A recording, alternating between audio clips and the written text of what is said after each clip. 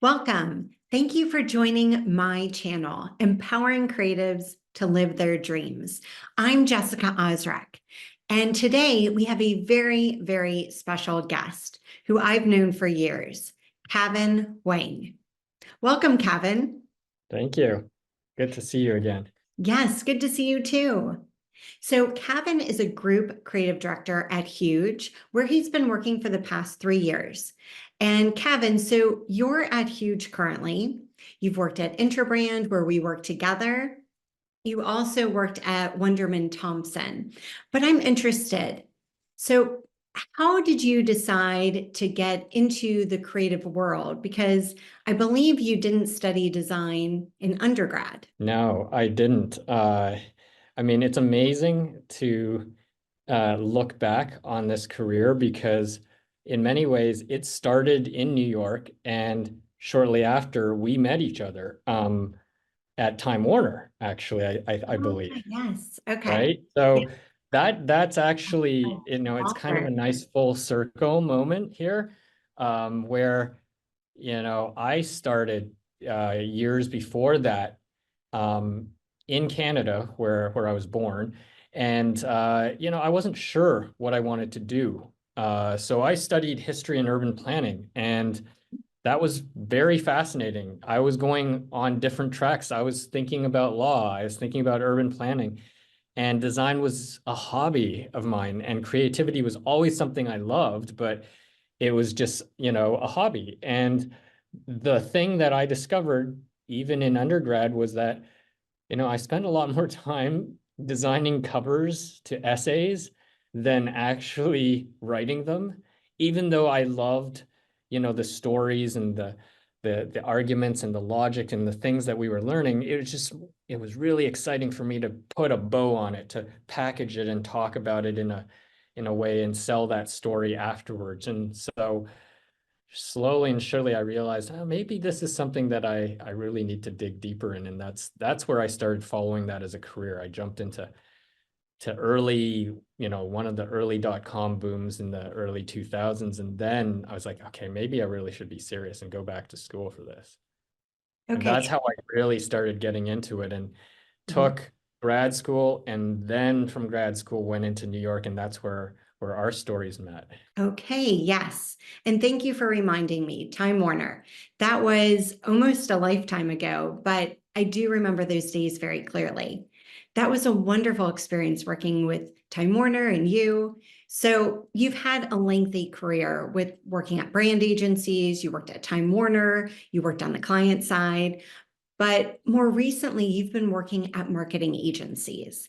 So throughout your career, what's been your source of inspiration? I look at inspiration across a wide variety of things. I think, this goes back to where I started. I think it's really important to really be curious about the world and curious about things around you. So, my inspirations have often been sparked by my general surroundings, culture, art, media, architecture. Uh, that's where I get a lot of my ideas. So, my early heroes were music video directors like Michel Gondry, urban planners like Frederick Olmsted, looking at different types of modern art, looking at the way people tell stories, write speeches. That's the source of inspiration. And it's not that you don't find heroes in design either. A little bit of inspiration, a little bit of imitation, but I think it's really important to have a mix of curiosity about the world. So that's where I get a lot of it. And my early stuff was inspired by everything but what you might think of as design, like how nature behaves, raindrops, ink, the natural expressions that you might not obviously think of when you think of graphic design. So I'm curious to know. I love that a bit of inspiration and what was it? Imitation? Yes, a little So mix of both. so what are some of your earliest memories of being creative and being inspired? Like you said, nature and raindrops. Well, as I started looking at the way we were thinking of design, a lot of the things that we saw in design were things that captivated people. And once I went back to design school, it opened my mind about how there are some natural things that come up in nature, the golden ratio, the way things are laid out, that there is both a function in nature for why they are designed that way, and nature designed it that way. And there's also an aesthetic that just really resonates with us. And so that's where I started looking at those patterns. And you start to look at those patterns and you realize they start forming either indirectly or subconsciously in everything else. So when you look at the grid of how Manhattan's laid out, that's very much a grid system that you start to see in nature. That's also not dissimilar to the way certain systems in the human body are organized. And then when you start to look at the way, raindrops fall into ink, into motion, you start to see these patterns that feel random, but then when you go deeper and deeper, you actually see that there's a very amazing complex system about it, and there's a reason for it. And that's what really got me into design, this idea that systems, randomness, all have some sort of order in the world. And that's what really got me excited about it. So, do you feel like being in design is living your dream? I mean, I feel I got really lucky. I Mhm. feel like, one of the things that one of the speakers at my grad school told us on the day of graduation was, move to New York and be prepared to be lucky.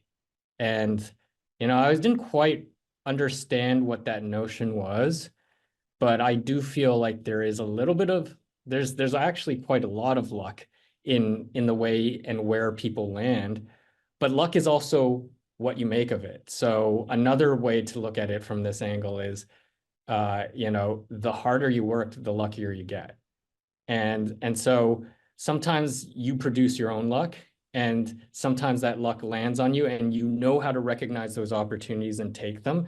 And that's how I landed first at Time Warner. It was off the back of a thesis that I created in grad school, and a recommendation that landed me at Time Warner, and then working with this really unique group inside a media organization. I made relationships all over the organization that opened up other doors. And so it was about making those luck. It was about creating things that got people's attention. And then all of a sudden, more doors got opened. And so long and the short of it is I do feel very lucky right now to be where I'm at. And, my career has taken this sort of zigzaggy path, but everything has had, a purpose and a direction. And that goes into a question I wanted to ask you. So, when you move from one company to the next, or even one position to another, what's involved in your process for knowing when you are ready to make a move, and how do you know where you want to go next? Yeah, I mean, I think this is something that, if going back to the whole idea of curiosity, if you feel like your curiosity and your sense of learning has reached sort of a stalemate or a barrier, and in many cases that's often when I start to feel a little restless, I start to say, all right, well, what else is out there? I feel like I've learned quite a lot where I've been at this organization. And in my career, I've stayed at organizations for reasonable amounts of years, that it wasn't just a jump month to month to month, but because I'm always curious about what the next thing is, wanting to see different ways in which design can be applied to benefit the world. You're moving with the trends, you're moving with the flow, and you're starting to see opportunities to do and exercise in ways that you've never done before. So, in Time Warner, I found natural ways in the organization. So even though I was there for like maybe, I don't know, 7, 8 years, within the organization, I switched 3 or 4 departments, from real estate into corporate responsibility into the marketing group. And so what that meant was, even though I was working for the same organization, I wasn't having the same role. I was learning every step of the way. And so once it reached a point where I was like, I feel like I've learned enough here, it's time to move on. And you start to explore what's the next thing that you're most interested in. And the good news is there's so many things out there that you could be going down. And it's a common theme in the answers you've been giving me. I keep hearing recognizing opportunities, seeing opportunities. Can you talk about that a bit? Yeah, I think, that is the mark of, I'd say, most successful creatives I've known. Mhm. It's that they're able to latch on to things that are compelling, both within their career, but also to outside to the world, things that they produce for the outside world. And some of this comes from a couple of things. It comes from the desire to constantly iterate and produce things. I feel like any good creative will want to be so passionate about what they do, whether it's writing, designing, animating, painting. They're never satisfied with that, but they're in love with the process. So they continue to iterate. And from that you learn, you experiment, you make mistakes, and you figure things out. Mhm. Uh, Beyond that, I think then you're starting to say, oh, I just did something here. Here's an opportunity to make this even better.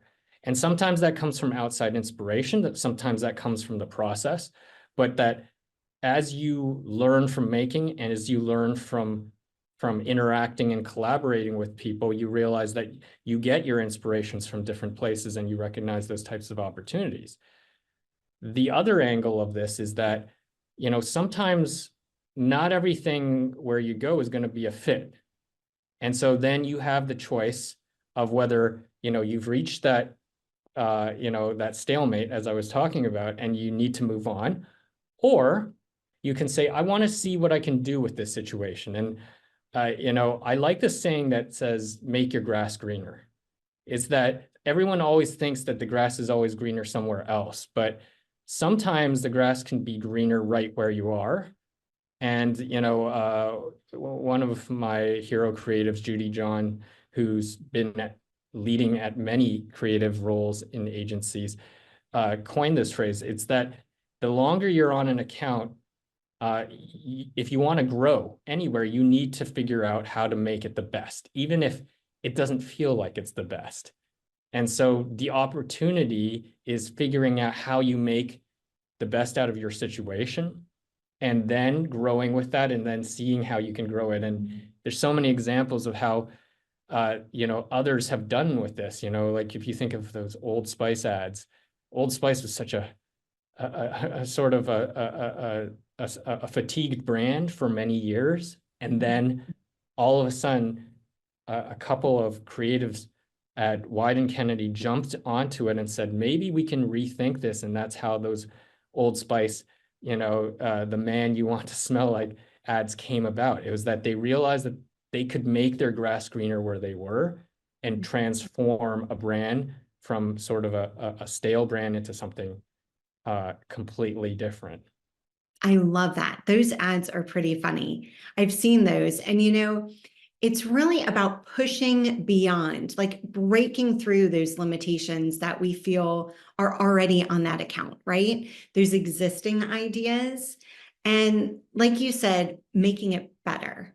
So now that you're in a leadership role, well, you've been in a leadership role, or even looking amongst your colleagues, what would you say is the biggest mistake you see creatives making in their careers? I think that a lot of times as creatives, it goes back to the idea that we have to be focused on either leveling up or being, having something absolutely portfolio pitch perfect ready.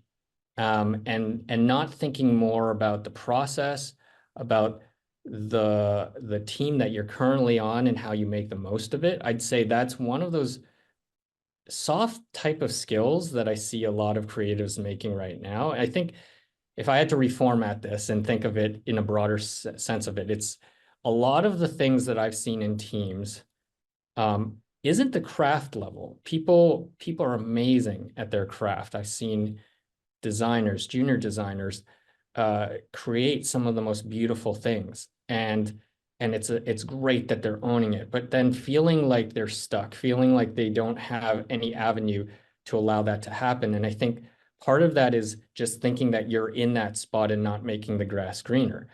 there's a lot of techniques that I can see creatives not implementing that are outside the tool set that you learn in school.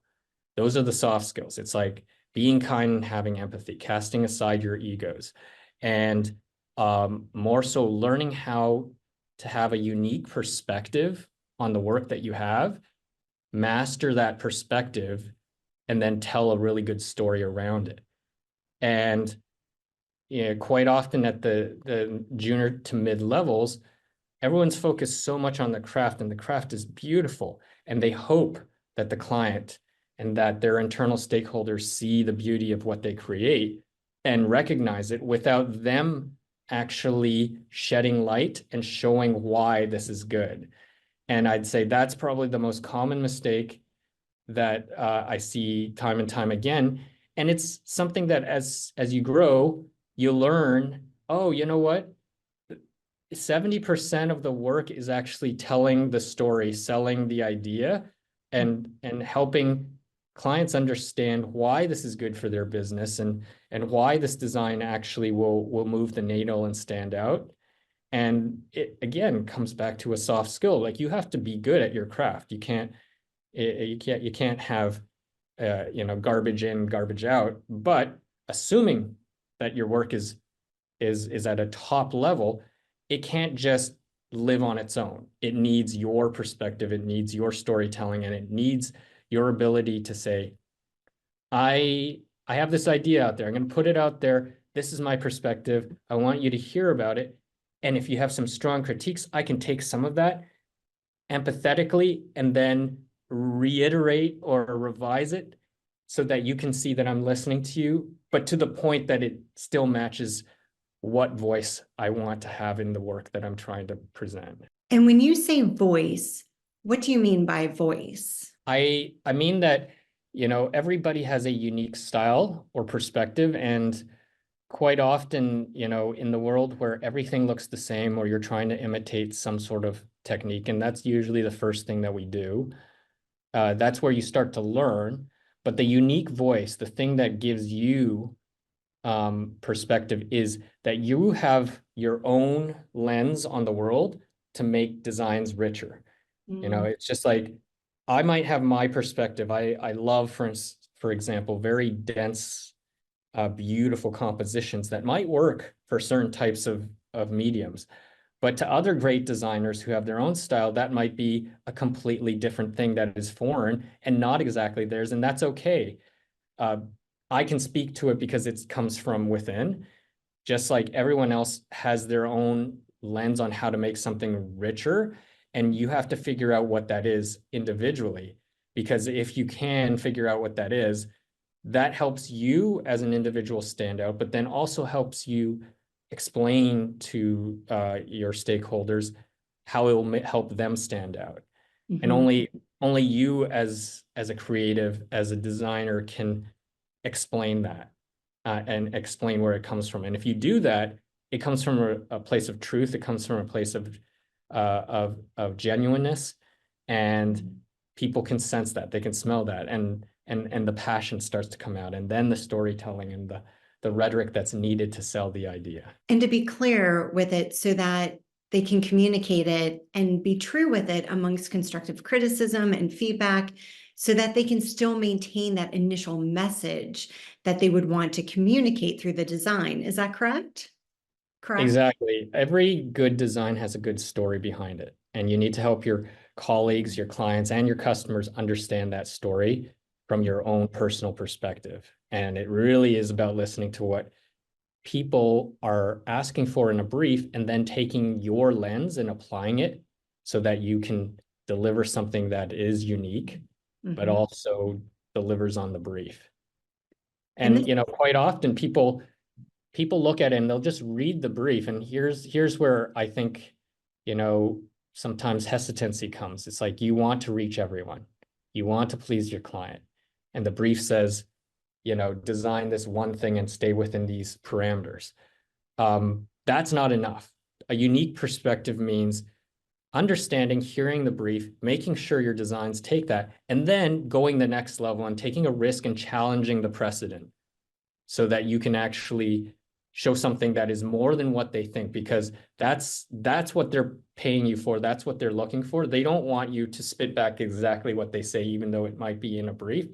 They want you to translate that into something that is even different, something that they couldn't consider, and something that AI couldn't generate necessarily, right? It's got to be something, yeah, it's got to be something that comes from you, and that's the value you give as a designer, as a creative, and that's the value that clients are looking for. That sort of expertise. And when you say in that story, that's where the designers can make impact in the world. Because I know, I mean, I've been in creative staffing for many years. I've worked with talent for many years. And as I talk to talent and really listen to them as to what they want in their next job, so many people, I wouldn't say it was at the beginning of my career as a creative recruiter, but probably over the past 10, 15 years, there was a shift where people really wanted to create meaning in their everyday. They didn't want to just design, but they wanted to make impact. And would you say that that's the opportunity to create impact, is taking it to the next level and telling a story that could essentially shape somebody's perspective as well? Yes, definitely. And that impact and that story occurs on so many levels. It's, what you were talking to is something that is, a personal mission of mine. And I think not just of mine, but of every designer out there, I'd say the mission is to actually create something that is what people want, that's needed, that's loved, and can actually bring benefit to the world. Mhm. And I'd say, that level of passion is really important. So you do have to find the right place and organization that gives you that latitude to be able to create those types of experiences and follow those passions. Once you find it, it might not, again, be the perfect fit at the very beginning. And back to the line of making your grass greener, then put a lens on that and say, well, what am I going to do here in this specific situation? I'm going to try to figure out how I can help with this specific problem, solve it from a design perspective, and actually make an impact for this organization. And so it's about almost like assessing your current situation and saying, here's how I can make impact incrementally. It's among this set of groups, and that has a ripple effect. It has a ripple effect on my career. It has a ripple effect for my clients, and I'm learning something along the way. And I've taken that sort of approach to everything and have been fortunate to have had a lot of clients that have that lens. So when you look at a client like Pet Finder, which I worked with on at Wunderman Thompson, they're looking to try and help millions of pets find homes, and that's a very noble goal. And so you start to think of, oh, that's a great cause. I am going to devote all my energy towards that.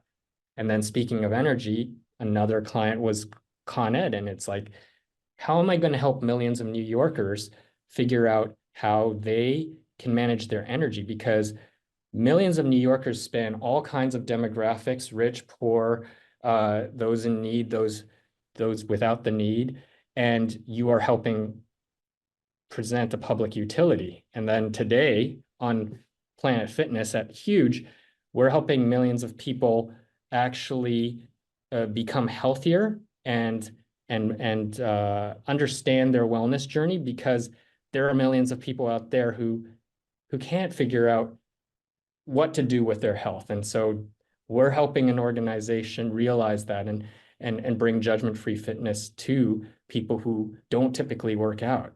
And so that's kind of the lens I've put on every single client I work on. It's like, design a world that's very inclusive, that's accessible, and prioritizes the values that matter to me, health and wellness.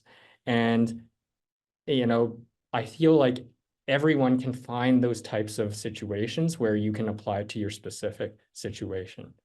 So you've clearly worked on a lot of different brands.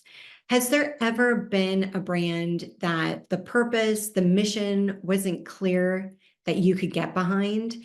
And what did you do to create a perception for that brand? I think that, I've been fortunate where a a lot of the organizations and brands that I've worked for have, in general, a pretty clear direction for where they want to go.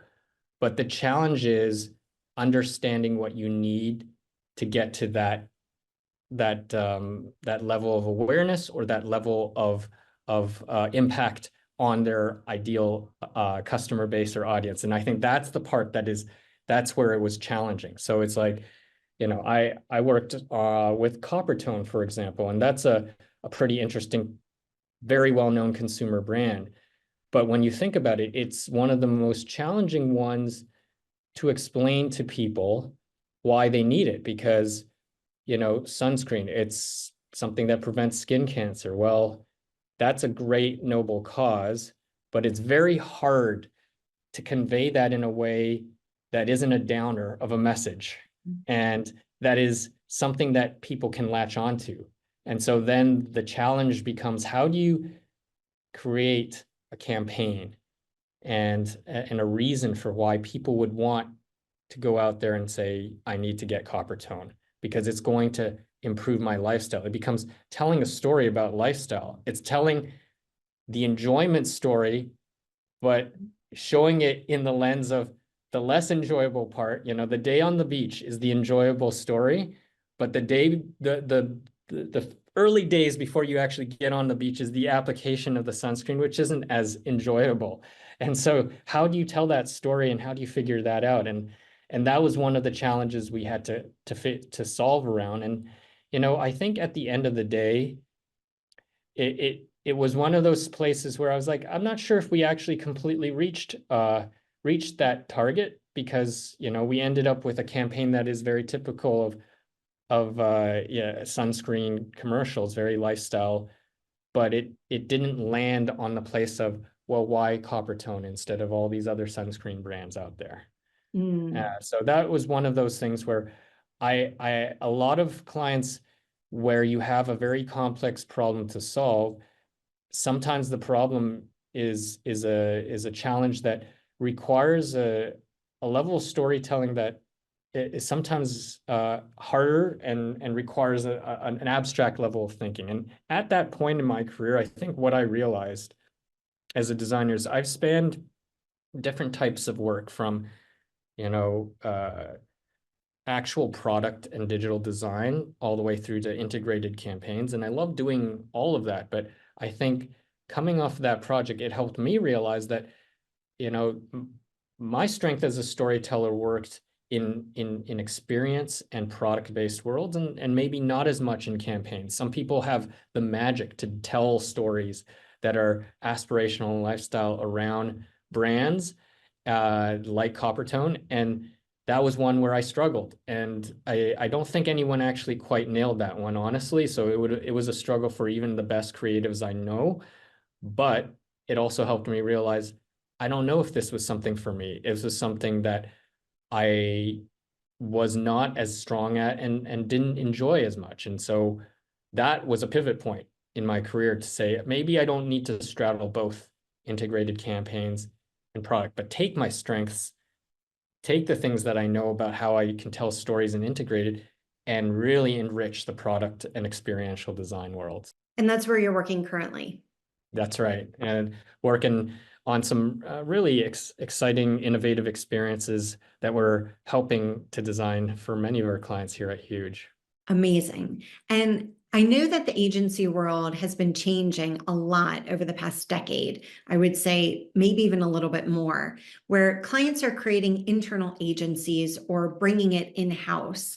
I know when you were working at Time Warner, you had a large team there, but why have you loved working on the agency side? I think the agency side has gone through so many changes, like you said, and um, the exciting things about working in the agency world still remain very true. Is that you get to work with some of the most talented people in the industry on amazing work for very top tier brands.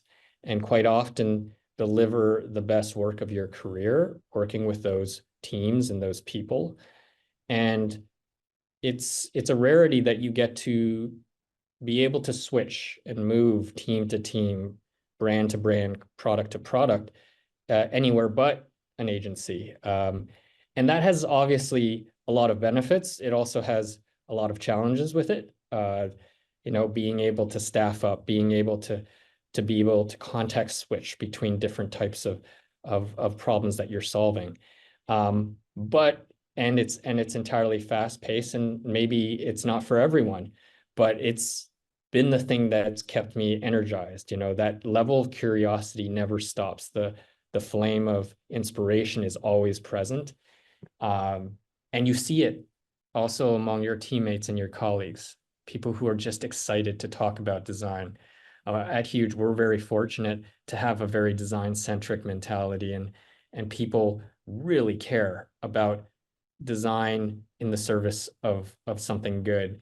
And so, we spend so many hours talking about our craft, helping each other out. And it's not that that doesn't exist in-house or at other organizations, but the pace is slower. The standards are different, and the way in which the urgency of delivering things uh, at the pace that we're doing is a little bit different than what you would have at an agency. And so for me, that's something that I've enjoyed so far. I think that having come from an in-house uh, agency at Time Warner, there are other benefits, obviously. And I think since that time, and it's been a couple of decades, what we've seen is that in-house agencies have become more mature. They've taken on some of the best aspects that agencies have. They brought on some amazing talent.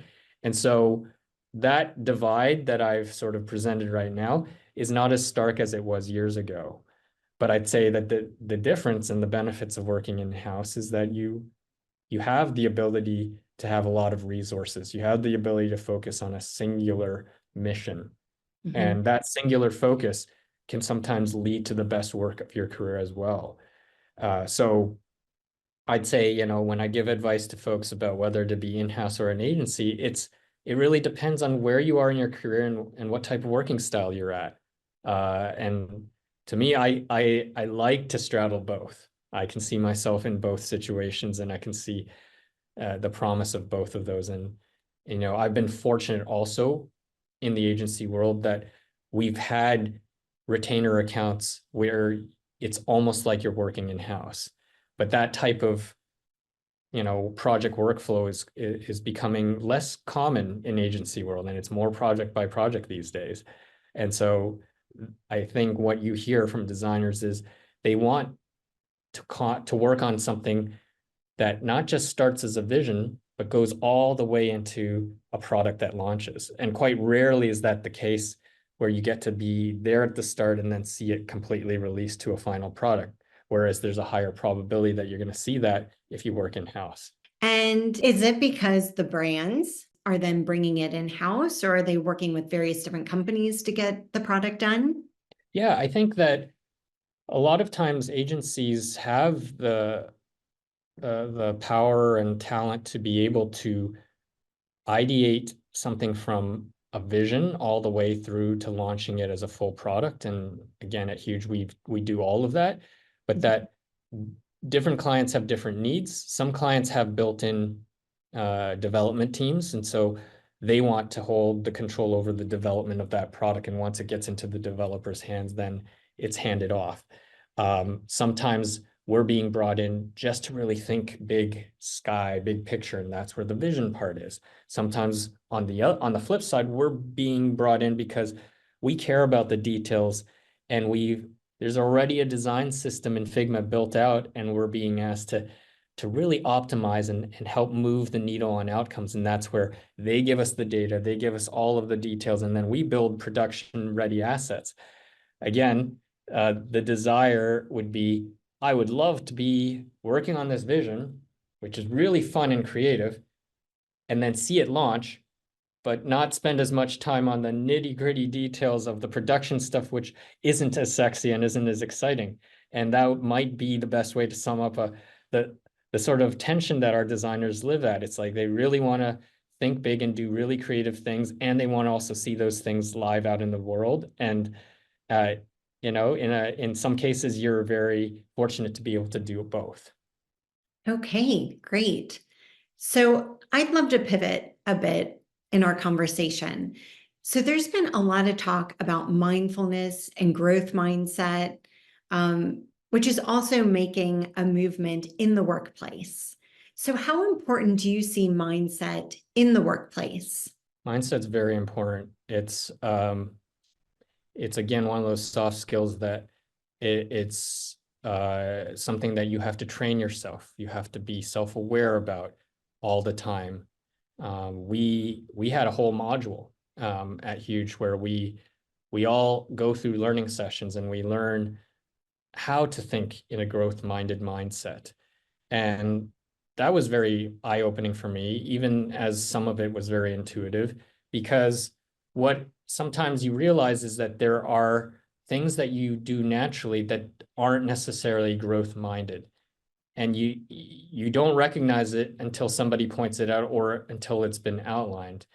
And the growth-minded mindset means coming in, having sort of casting aside the sort of ego that you might have and self-interest that you might have on your own career and thinking more broadly about how can I help my organization and how can I and others I work around, and in turn how can that help me grow as an individual. And that's a level of empathy that I think everybody needs to have. You need everything that is produced depends on so many other people. And so you understanding where people come from and knowing how to work well with those is that key to success. And that comes with having at the entry level a positive relationship with your managers, getting good face time with higher ups, at mid levels working well with your colleagues and your clients, and at senior levels being really the person who can see the bigger picture and saying, these are some things that can help the team. This is how I can bolster them. This is how I can support them and be selfless. And having that mindset towards saying, all right, I see how doing this type of thing is actually going to help me grow is that opportunity. And sometimes in order to do that, you actually have to look inwards and say, what are my strengths? What are some areas that I need to work on? And figure out, okay, this is an area that I have identified and I've spoken with my manager on how I need to work on these particular personality traits. This is where I want to lean in, and this is where I need help, and asking for that help, asking for that sort of support, which I think was something that didn't exist, many years ago. It's become more prevalent, and I'm glad that it has been, because then it's about being more almost over communicative about what your needs are and how your needs are going to help benefit others. And so, what kind of help would you see available for a creative who knows they need to grow? What could they lean on, in your opinion? Some of the help is at a very basic craft level, saying, all right, here are some things that you've recognized that from a craft perspective you need to work on. Those are very clear skills and in some ways the easiest to tackle, because there are courses that we offer internally. There are people who are experts who you can get one-on-one time, and things like Figma have made it much easier for everyone to co-collaborate and learn from each other. The harder things, I think, are the softer skills areas. And those ones are ones in which both managers have an accountability to their direct reports, and vice versa, direct reports have to their managers, to have that constant assessment. So we have, quarterly individual personal development sessions with our direct reports. And we figure out, okay, these are the areas you need to work on. Here are some takeaways of where you could actually improve upon it. So for example, if someone needs to learn more about storytelling, we say, all right, these are a couple storytelling workshops and modules you need to take a look at. Here are some opportunities within Huge for you to actually present in front of people. We also talk to each other's managers. So, not every manager is working on the same client with their direct reports. So the way we speak with others is we talk with their managers on those accounts to say, are there opportunities for this person to be able to grow, to present more to clients, to be able to show their point of view, and to be able to provide rhetoric that defends a good design decision. And that sort of back channel is a lot of where the magic occurs. And we're still working on that. I think that in the pandemic, in the hybrid world, it's become harder because before the pandemic, it was easier for people to have these hallway conversations, to be able to say, all right, so-and-so really would love to have a chance to speak. Great. I think there's a thing coming up next week where we're sharing the latest work that we did. She should come up and give her presentation. And now it's more like you have to do proactively reach out. And a lot of that falls on the manager, and some of that falls on, the direct report. It's so interesting because one of the things that we do here at Elysian Staffing, we offer organizational consulting and individual coaching to help creatives get at the core of their passion and their dreams and give them tools to navigate the business world, to have a greater mindset and more expanded mindset so that as challenges come up and opportunities come up, they actually see the opportunities and they're able to navigate those challenges in a more positive way. So, in your opinion, what do you see as something that the marketing world needs more of right now? It's almost like what I almost look at it as what do they need less of because it feels like right now in the marketing world, people are jumping in onto so many of the trends and the buzzwords like AI. And then there's, also a level of fear about the constant change that is going on.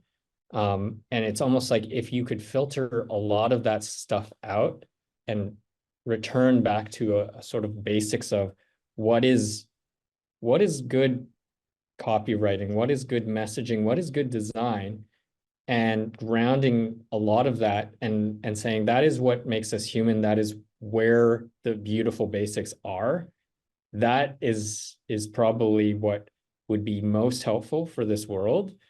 And it's not that we need to inject more, it's almost like we need to take away from it in order to help better the industry, because there's just so much going on right now, and people don't know where to go, and so they're throwing everything at the wall.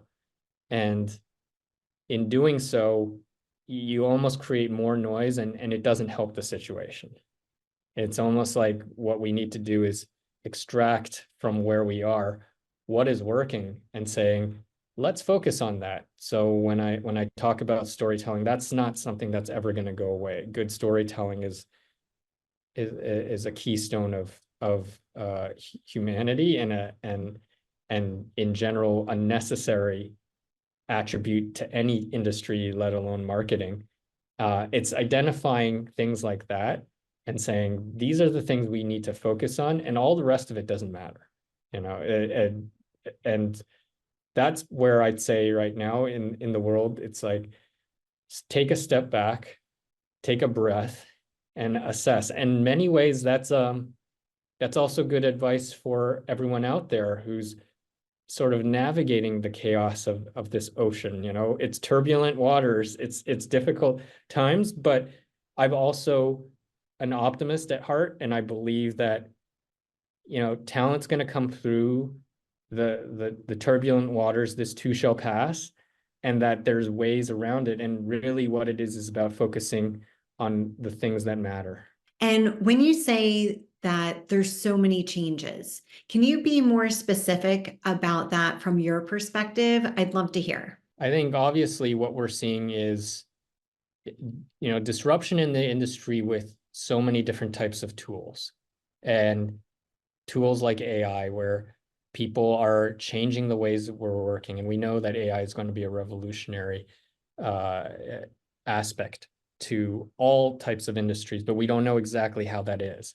There's different ways in which people are starting to see how those types of changing ways of working are also affecting the daily ways that they operate in agency world. And we've seen that start with, tech companies and saying we're reassessing how people have different roles, and that has started to filter down into agency world and into organizations, even brand organizations, where they're rethinking, well, how are we structuring our org out there? And so we've seen sort of these headwinds in the industry for the last year and a half start to affect hiring, start to affect the way people start to plan out their needs, whether it's campaign, product, et cetera.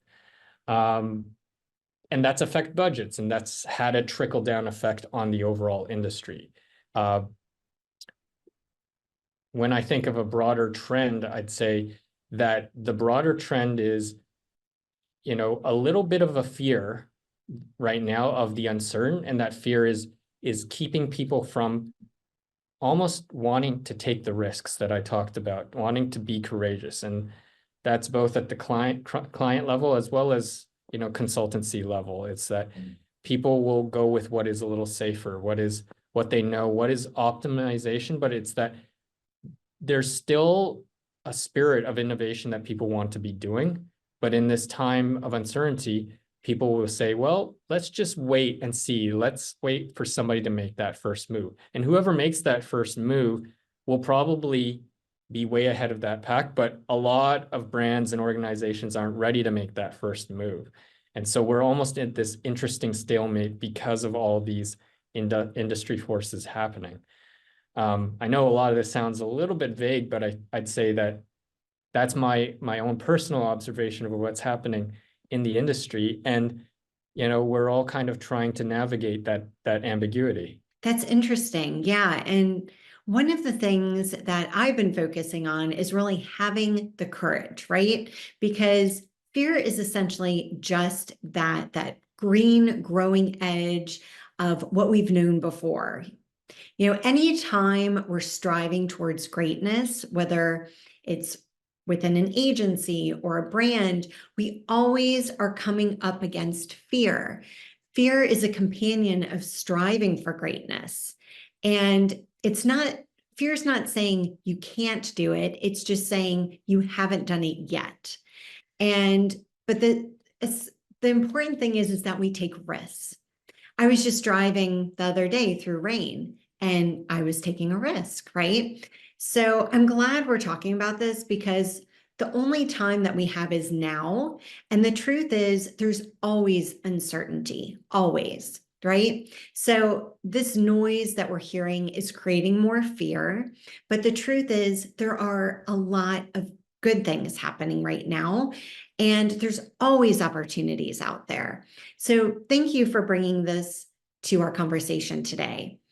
So what message would you like to give those looking to enter the creative and marketing field? Well, I think I've touched on a bunch of these, but maybe as a summary, I'd say, maybe 5 or 6 points. I'd say number one, obviously, have that unique perspective.